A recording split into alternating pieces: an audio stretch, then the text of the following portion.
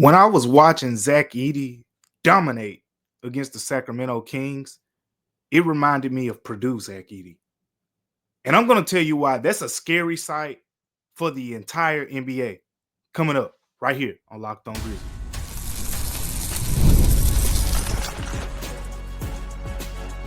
You are Locked On Grizzlies, your daily Memphis Grizzlies podcast, part of the Locked On Podcast Network, your team every day. What's going on, everyone, and welcome back to Locked On Grizzlies. I am your host today, Damichael Cole, beat writer for the Commercial Appeal right here in Memphis, Tennessee. First and foremost, want to thank you guys for tuning in to Locked On Grizzlies, part of the Locked On Podcast Network, now the number one sports podcast network in the land. So appreciate you guys for helping us reach that goal. Today's episode is brought to you by FanDuel. Right now, new customers can bet just $5, and if your bet wins, you'll get $300 in bonus bets to use across the app. Head to FanDuel.com now to get started. The Memphis Grizzlies got started yesterday with Zach Edey winning the tip-off, and the game ended with Zach Edey having a career night. And we got to break it down in this episode. We're going to get into all the great things that Zach Edey did. We're also going to talk about some other things too. There's some room for improvement as we continue to go through this stretch for the Grizzlies, right? They're winning some basketball games now. 5 wins in their last 6 games, but there is some room for improvement. We're going to talk about some of those things later. And then we're going to give some shout out to some other players as well. Because, again, early in the show, we're focusing on Zach Edey after his career night. But we're going to talk about some other players as well after this 115-107 Grizzlies win over the Sacramento Kings. Historic performance for Zach Edey. 32 points, 17 rebounds, 5 blocks on 80% field goal percentage, 16 of 20 shooting from the field. He's the first player since Shaquille O'Neal to reach those numbers on 80% shooting. 32 points, 17 rebounds, 5 blocks on 80% shooting. First player since Shaquille O'Neal. So that just, I mean, that says how dominant Zach Edey was in this performance. That's according to StatMuse. Zach Edey also is the third player, this is from the NBA, third player in Memphis Grizzlies franchise history to have at least 30 points, 15 rebounds, and 3 blocks in a game. I'm going to give you a second to guess the other two. So while I'm talking right now, you need to be thinking of the other 2 names in your head. Only 3 players in Grizzlies franchise history have had 30 points, 15 rebounds, and at least 3 blocks in a game. The other 2 names, Pau Gasol, Zach Randolph. So again, just incredible company. Incredible company for Zach Edey. He's doing this in year 2. He's doing this coming off of off-season ankle surgery. Like, it was something that I said last night while watching the game. Like, this dude didn't get a regular off-season. It was something that he mentioned. You know, earlier when we were talking to him, I was talking to him probably shortly after he got back. He mentioned the fact that he didn't get, a typical offseason to kind of ramp up and work on this part of his game and work on this part of the game. But one of the things that I keep going back to, one of the things that was said to me very early on when we started to learn about Zach Edey, when I would talk to people from Purdue and just talk to his teammates in Memphis just about, the maturation process that he was going through as a rookie. Everyone talks about how this guy is a quick learner. Like, he grasps the material. You tell him, hey, yep, he takes it in. And then he's going to be a guy that you're not constantly pounding 3 to 4 weeks about the same issues. He's going to figure it out. He's going to learn. And that's an internal thing too. Go back and look at his end of the season media availability. He was talking about all, proving people wrong and proving himself right. And how at the end of the day, this learning, these different things, at the NBA level. And his rookie season was just filled with, so much. Yeah, it was just so much going on during his rookie year. I mean, I remember, in January, we were having conversations about him becoming a better floor spacer and cutting to the basket and things like that, and only getting the ball in the paint when it's like duck downs and stuff. But the number one thing that has stood out to me when it comes to using Zach Edey and making him as effective as he can be is the Grizzlies have figured out how dominant he can be. They finally figured it out. This guy that we saw against Sacramento Kings, that we've really seen in recent, over this recent stretch of games that he's played. The last 3 games, I think he's averaging roughly around 19 and a half points, over 17 boards, over 3 blocks in his last 3 games. This looks like the player from Purdue. He looks like the guy from Purdue. And when I say the Grizzlies have figured out how dominant he can be, I'm speaking more so on the offensive end. And I want to give Vince Williams Jr. some credit, because a lot of times last season, it was, Zach's learning, and things like that. And we constantly ask the questions, whether it was to the coaches, whether it was to the players, this idea of getting Zach Edey the ball more. And I remember Morant was talking about it. Like, he was talking about it last season at times. But the idea of getting Zach Edey the ball more so we can see this. And I said it, like, there were some strength things there, right? Like, if you go to that Kings game, there were so many times where he just had those dudes buried under the basket. And all you had to do is turn around, easier hook shot. That wasn't the case a lot of times last season, where we saw him taking, sometimes it felt like hook shots from like the free throw line.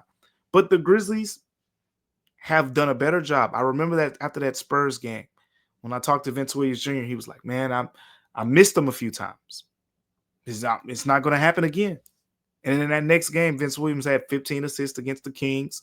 Zach Edey had a big performance, and Zach Edey has continued to stack on those big performances. So it started with Vince Williams. At least that's what I saw. And now it's even carried over to Jaren Jackson Jr. And this is huge. This is huge. Jaren Jackson Jr. in this game had 5 assists, I want to say, against the Kings. He had 13 points. He had 6 rebounds. He had 5 assists. I don't think people realize how rare 5 assists is for a guy like Jaren Jackson Jr., who, we've criticized for his passing, over the past few seasons, right? He came into this game averaging, 1.7 assists per game. If you go back to last season, he was roughly, around the same number. And the assist totals have just never been that high for him. Jaren had 5 assists in this game against the Kings. If you go back to last season, Jaren only had 5 or more assists in a game 5 times. 5 times all of last season did Jaren Jackson Jr. reach that total of having at least 5 assists. That is just to put it in perspective. And by the way, Jaren Jackson Jr. played 74 games last season. So in a 74-game sample size, 5 games with 5 or more assists this season. Look, I think playing with Zach Edey, and again, going to the point we just made about Vince Williams Jr., realizing we saw a lot of those big doubles. And when Jaren gets doubled, or when you just simply, do a big pick and roll, or you just simply see Zach Edey's got this smaller guy buried under the rim. There were a couple times Jaren had the ball, near the 3-point line, and he just threw a high pass in the paint because he gets it. Jaren's 6'10", 6'11". He knows that if you throw it high enough, these guys are too little. I'm going to get the ball. I'm going to keep it high, which Zach Edey said was an emphasis for him this offseason, keeping the ball high, not bringing it down so those smaller guys can swat at it, knock it out of his hands. Keep the ball high, go up, get an easy basket. We've seen that a lot with Zach Edey. And shout out to Jaren Jackson Jr. for, working on his playmaking. I think this game was a good example of that. But we can't forget the defensive impact of Zach Edey as well. When we talk about how dominant he's been in this recent stretch. 5 blocks against the Sacramento Kings. Again, we just mentioned over his last 3 games, you're talking about over 3 blocks per game. He's protected the rim. And this is really going to show up when you play some of those better opponents who have those top paint scoring offenses and who have those players who make a living getting to the basket. This is when it's really going to show up. And Zach Edey's doing a really good job of staying out of foul trouble, too. Had 4 fouls in this game, but I think he didn't pick up his second foul until the second half. Like, Zach Edey has done a really good job staying vertical. And when he's in a situation where he only has 1 foul in the first half, then he can be more aggressive in the second half and go chase, some of those blocks that he was able to come up with, or just, changing, a guy's mind when they're driving to the basket, when they see 7-3, 7-4 waiting on you at the rim. I think Zach Edey right now, in this most recent stretch, when we talked about it in a recent show, and, there was some people like, hey, hold up, Zach Edey, like, let's look, Zach Edey right now has been the most impactful player for the Memphis Grizzlies. The Grizzlies are 5-3 since Zach Edey got back. That's 8 games. You go to the games before that, 4 wins. They only had 4 wins before Zach Edey came around. And so they were 4-9. 4-9 before Zach Edey. Since then, 5-3. And look, that includes the Denver game, and a game which Zach Edey was hurt in the first 5 minutes. And I believe the Grizzlies were winning when he went out of the game. So that's neither here nor there. But look, Zach Edey is showing a lot of improvement in year 2. He looks dominant. This is what people talk about when they say that jump from year 1 to year 2. He's really showcasing that so far. But Zach Edey looks good. But what about the lineups without Zach Edey? The lineups where the Grizzlies say, hey, Zach Edey, you go over there, you take your little breather. Those lineups haven't had as much success lately. We're going to talk about that more here coming up on Locked On Grizzlies. But before we get to that, today's episode of Locked On Grizzlies is brought to you by PrizePicks. The holiday season is one of the best times for sports. Bowl games, big basketball matchups, playoff pushes. It's all happening at once. And while we're all making choices every day, one of the most fun places to make the right call is PrizePicks.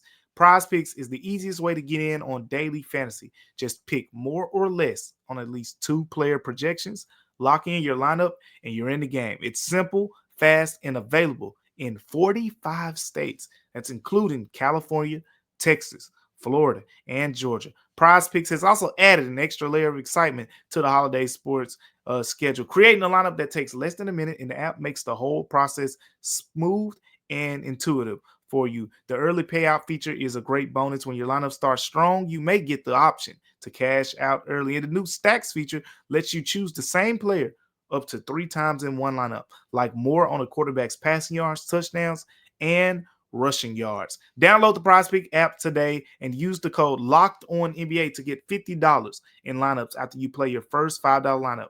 That's code LOCKEDONNBA to get $50 in lineups after you play your first $5 lineup. PrizePicks, it's good to be right. The Memphis Grizzlies need to find a way to be right when they take Zach Edey off the floor. Now, this is the rare case where I'd like to say we're getting ahead, of the issue. We're more proactive than being reactive here on Locked On Grizzlies in this situation, because I won't say a rare case. Let me backpedal. There's been some times we get out ahead of some things. But anyways, I digress. The point here is we're noticing a little trend. It's not a big sample size here. Again, Zach Edey's only played 8 games, really 7 if you take out the Denver Nuggets game. But in this stretch, particularly since the Grizzlies have been on the road, you talk about 2 of the 3 games during this 3-game win streak where Zach Edey has been overwhelmingly much better than what the Grizzlies looked like when he was off the floor. I'm talking about huge gaps. And when you play the better teams in the NBA and you get to a situation where Zach Edey isn't as big of a positive, because as good as he's been against, these teams, like we just got to shoot it a buck and keep it straight. Like, these are teams that are under 500. So when you go against, the Lakers, and you go against, the Thunder with that, the front court size that they possess, or you go against the Timberwolves with, Gobert, Julius Randle, Naz Reid, etc. In those types of teams, the Zach Edey factor is still going to be there, but it's not going to be, Zach Edey probably plus 30 in 30 minutes like it's looking like in some of these games. And that's when those lineups where Zach Edey's out of the game, they're going to have to perform, because right now you're overcoming it. And if we go to this game in particular, Start to this game. Well, I'll start here. Let me start here. Zach Edey was plus 25 in this game. The Grizzlies won by 8 points. He was plus 39 in a 5-point Pelicans win. He was minus 2 against the Clippers in that game. So again, like I said, very small sample size here. He was a minus 2 against the Clippers. The bench, Jock Landale, those guys were terrific, and they played a huge role in beating the Clippers. So don't want to take that away. But again, if you're talking about when these better teams come into the picture, you can see that there will be a formula to dominate the Grizzlies when a guy like Zach Edey is off the floor. So this is more about the Grizzlies getting ahead of that situation, because when Zach Edey's off the floor, you don't get the same rebounding presence. You don't get the same physicality as a screen setter. And now we need to talk about him just as an offensive weapon. The way he's able to score the basketball just by being so physical, being bigger, being, agile on the offensive end as well with his footwork, being a rim runner, catching alley-oops and lobs and things like that. So all of that is a factor as to why the Grizzlies have been dominant with Zach Edey on the floor, as well as the rim protection that we talked about earlier. So here's the thing. The Jock Landale, Santi Aldama lineups, they leave a lot left to be desired. There's a lot left to be desired. And you don't really have many other options at center. So where do you go? What's the difference here? And to me, you play around with some of those lineup with Jaren Jackson Jr. at the 5, and you mix up some of the 4s. Does Olivier Maxence Prosper get an opportunity? I think it's worth a shot. I think you just got to mix these things up. It could be as simple as, hey, look, you just got to play Zach Edey a little bit more, or Jaren Jackson Jr. a little bit more. I think one of those guys need to be on the court as much as possible. Look, if you got a 20-point lead and you want to steal a couple minutes with Jock Landale and Santi Aldama out there and see how it goes, you can do that. But we're having this conversation particularly after this game against the Kings, because early on in the game, twice in the first half, I believe the Grizzlies had a 13-point lead. Second half, 9-point lead. And both of those leads, early in the first half, early in the second half, quickly were erased by Kings runs. The Kings went on runs that pretty much erased both of those leads. And most of those runs happened with Zach Edey off of the floor. Now, there was the one, I think, late in the second quarter where Zach Edey returned for the latter part of the run. But the Kings had already had the momentum, and it was already built up. So I still think this point is very relevant. The Grizzlies got to find a more consistent way of getting better production when Zach Edey is off the floor. And there is an argument to be said, hey, look, they just don't have the personnel. Maybe they just don't have that other big who can be that guy. But at the end of the day, I'm just a big proponent for you got to throw a bunch of stuff at the wall and see what works. And continuing to say, okay, we'll just go Santi and Jock like we've been doing and expecting it to work. It's not going to really happen against those really good teams. And this game, again, it was the Kings. So you can nitpick a little bit when you're talking about a game against the Kings. And look, Santi Aldama was minus 20. Jock Landale was minus 17 in 17 minutes. Zach Edey plus 25 in 29 minutes. Those numbers are noticeable because of the fact that the front court completely shifts how it's viewed. You look at the Kings players, how they attack the basket, completely changes the equation. So that is something that I'm going to be paying attention to. And let me know what you guys think. So what are some options that you want to see with the Grizzlies, because they don't really have much more depth at center.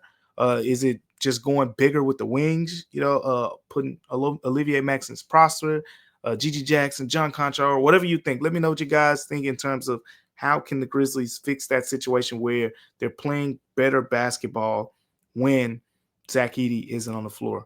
I'll tell you who is playing better basketball, and that's some of the Grizzlies role players. We're going to shout them out. We're going to talk about some of the role players in the next segment here on Locked On Grizzlies. But before we get to that, today's episode of Locked On Grizzlies is brought to you by FanDuel. The NFL Sundays move fast. One big play, and suddenly everything feels different. And that's what makes live betting with FanDuel so exciting. because you're not just watching the game, you're reacting to it in real time. With FanDuel, you can place bets as the action unfolds. Every drive, every momentum swing, every highlight moment. Live betting is the best when the game starts to shift. Think about when a receiver gets hot, a defense tightens up, or the momentum flips after a turnover. Here's what I like to do with my live betting. I'm gonna give you guys one of my secrets. Take this into account. Let's say you got a big favorite who gets off to a slow start. Sometimes I like to say, okay, now's a good time to bet that favorite, because more times than not, that team is going to turn it around after getting off to a slow start. So live spreads and money lines that adjust instantly, player props update as guys heat up or cool off, and you can bet the next touchdown scores, drive results, totals, and more. It keeps you locked into every snap, every drive, and every possibility. So if you want to be right in the middle of the action this season, visit FanDuel.com and place your NFL live bets all season long. FanDuel, the game moves fast, and so can you. Make sure you go check out those opportunities now over at FanDuel.com. Welcome back to Locked On Grizzlies here, where we got to shout out the role players. We got to shout out the Memphis Grizzlies role players, not just because of how they played against the Sacramento Kings, but how they have played in this recent stretch of games. Like I said, the Grizzlies have won 5 of their last 6. And as great as Zach Edey has been during this stretch, and as impactful as he's been, he's not the only reason. He is not the only reason the Grizzlies are playing much better basketball. It's a couple guys I want to touch on who've pretty much turned their seasons around, recently. And turn around may be a strong word because we're only 21 games into the season, but they played better basketball. Number one is Jalen Wells. Jalen Wells is a starter, right? And he just had a rough start to the season shooting the basketball. First 15 games for Jalen Wells, check out these numbers. 28.2% on three-pointers, 37% overall. This is the first 15 games of the season. And that includes the first 2 games where I think Jalen he was 4 of 8 from three-point range in the first game and then 3 of 7. So in the second game. So you take out those 2 games, you're talking about a guy who's roughly around 20% from three-point range shooting the basketball. But anyways, first 15 games, Jalen Wells, 28.2% on threes, 37% overall. If you go to the last 6 games, Jalen Wells is shooting 54.5% from the field, 50% on three-pointers. And he's making them too. Like this, he ain't getting cheated. He's coming off this game against the Kings. Jalen Wells, 3 of 3 on three-pointers, 15 points, 4 or 5 from the field. I think most of that damage was done in the first half. He had 13 points in the first half, knocked down all 3 of his three-pointers. Jalen Wells, again, is starting to look like that shooter that has to be accounted for, that has to be feared. Where early in the season, you can tell the truth. You didn't have a lot of confidence when some of those Jalen Wells three-pointers shots were going up. And it was even puzzling to him. I remember him saying, this is the worst slump that I've ever been through. So with that being the case, and with us knowing that the slump is over, it's probably wise not to expect Jalen Wells to have a slump like that. But Jalen Wells has really turned it up a notch. That's really part of the reason. Again, the last 6 games, the Grizzlies are 5-1 in their last 6 games. And in that same stretch, Jalen Wells has shot the basketball so much better. Another guy is Kentavious Caldwell-Pope. We got to give the vet some credit, because this was a guy who was removed from the starting lineup after he got off to a slow start this season, was dealing with, his right elbow was bothering him. He was telling me how sometimes it was bothering his shooting, bothering the way he can play defense in terms of, he has real good hands defensively. He likes to strip at the ball, but sometimes that would hurt his elbow, and it always, something he had to be mindful of. Now, with Kentavious Caldwell-Pope, it's been more so the last 5 games rather than the last 6 games like Jalen Wells. But if you break it down like this, the first 16 games of the season, Kentavious Caldwell-Pope was 25.9% on three-pointers, basically 26% on three-pointers in the first 16 games of the season.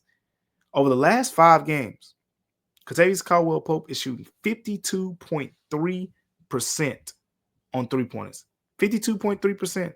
And in this game in particular, made another couple three-pointers, 13 points off the bench, 2 of 3 from the three-point line, 4 of 6 overall from the field. So we're starting to see Kentavious Caldwell-Pope shoot the basketball better, not just from the three-point line, but he's doing it in the mid-range too.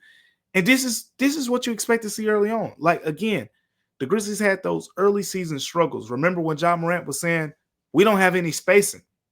You remember that whole conversation?